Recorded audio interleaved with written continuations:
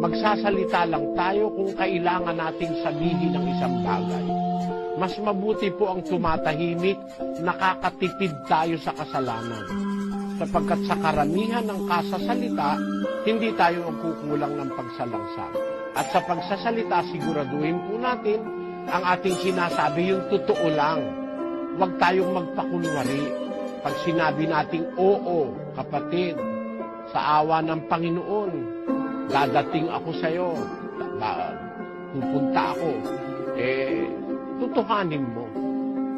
At lagi nating sasabihin kung halimbawa, ang ating ipapangako ay bukas o makalawa o makaitlo o sa isang buwan o sa isang taon o sa pagkaraan ng 5 taon, sabi mo, babalik mo. Siguraduhin po natin, lagi nating sabihin kung loloobin ng Panginoon. Pakinggan nyo sa isa